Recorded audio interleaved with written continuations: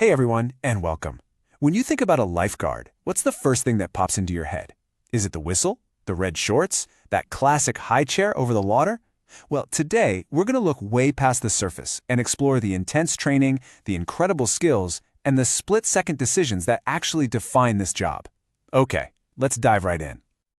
So let's just start with the big question right up front. What does it really take to be the person responsible for every single person's safety in the water? It's something that most of us, if we're being honest, probably haven't given a ton of thought to. And while here's a little hint, it is about so much more than just getting a good tan.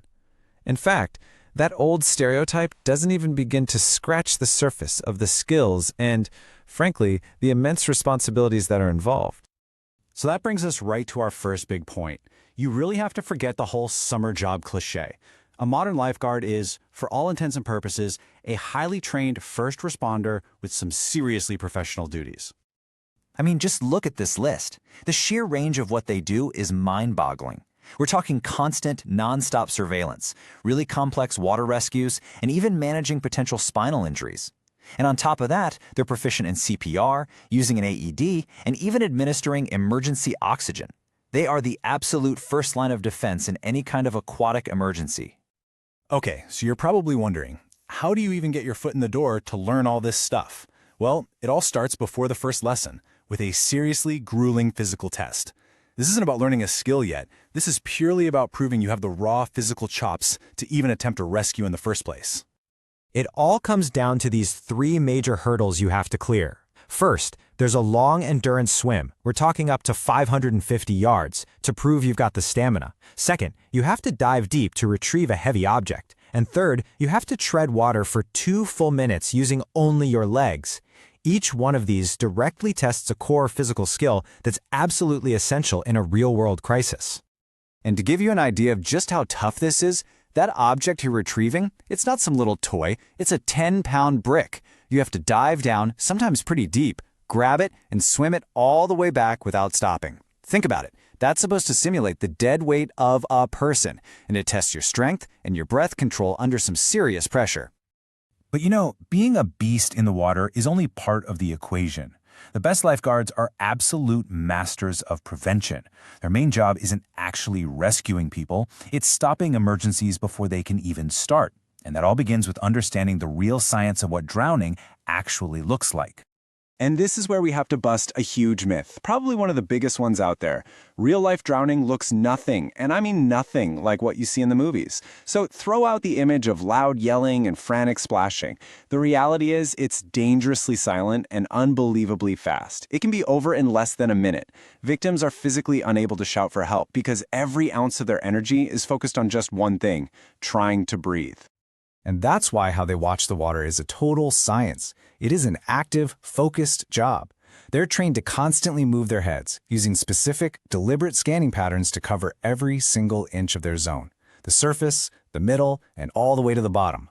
A lot of places use what's called the 10-20 rule. A lifeguard has to be able to spot a person in distress within 10 seconds and get to them within 20. Of course, you can't prevent everything. And when things do go wrong, a lifeguard has to act, and act fast. This is where they have to master the rescue itself, which involves a whole toolkit of different techniques for every kind of situation. So first up, they're trained to spot what's called an active drowning victim. This is someone who's conscious and they're fighting, but their survival instincts make them totally unpredictable. They can't listen to instructions, they can't help you out, they're just trying to push down on anything or anyone to get their head above water for a breath. And then you have the complete opposite, the passive victim. This is a person who is completely unresponsive. They might be floating face down or could be already underwater. This scenario is a different kind of urgent, and it requires a totally different set of skills to get them out of the water and start medical care immediately. Okay, now this is probably the one thing that blows most people's minds about the training. Lifeguards are taught how to escape from the very people they're trying to save. A panicked person will instinctively grab and try to climb on top of their rescuer, and they can easily pull them underwater. So trainees spend hours and hours practicing these specific escape moves to break free, get away, and use their rescue tube as a shield to regain control of the situation. So once the rescue is made and the person is out of the water, the job isn't over, not by a long shot. At this point, the lifeguard's hat switches from rescuer to medical professional, and this is where their first responder training really kicks in. And one of the scariest, most delicate situations they face is a potential spinal injury. They're trained to spot the signs. Maybe someone dove into shallow water, or they're complaining about numbness. And then they have to start this incredibly careful procedure to stabilize the person's head and neck while they are still in the water before they can even think about moving them onto a backboard. And just look at their medical toolkit. It is stacked. They are fully certified in CPR, how to use an AED, first aid, and even administering oxygen. And crucially, they know how to do it for everyone, adults, children, and infants. They're prepared to handle almost anything while they wait for the paramedics to show up. And here's the thing, none of this is improvised. Every single action is part of a pre-rehearsed playbook called an Emergency Action Plan, or EAP. This plan makes sure the entire team knows exactly what their job is, who calls 911, who clears the pool, who gets the backboard. Practice and teamwork are absolutely everything. All right, so you've got the physical strength, you've mastered surveillance, you know all the rescues, you've got the medical skills. Now what?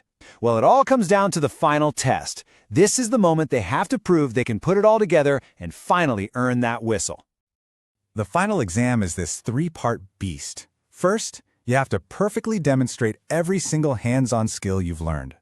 Then, you've got to pass a written exam on all the theory and the legal stuff. And finally, the big one.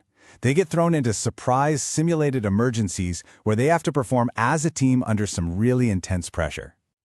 But get this, even after all that, you're not done, because these skills can fade if you don't use them. Certified lifeguards have to do regular in-service trainings to keep their abilities razor-sharp and their teamwork absolutely seamless. So certification isn't the finish line, it's really just a license to keep on training. And you can trust this process because it's all standardized and overseen by major professional organizations like the American Aquatics and Safety Training, the Red Cross, or the YMCA. These groups make sure that a certified lifeguard in California has met the exact same high standards as one in Florida, creating a truly reliable professional force. So let's bring it all back home. The next time you're at a pool or a beach and you see that person up on the stand, seemingly just watching the water, what are you going to see? Are you going to see someone who's just working on their tan? Or are you going to see a highly trained, physically tested, and constantly vigilant first responder, ready to go from silent surveillance to life-saving action in just a matter of seconds?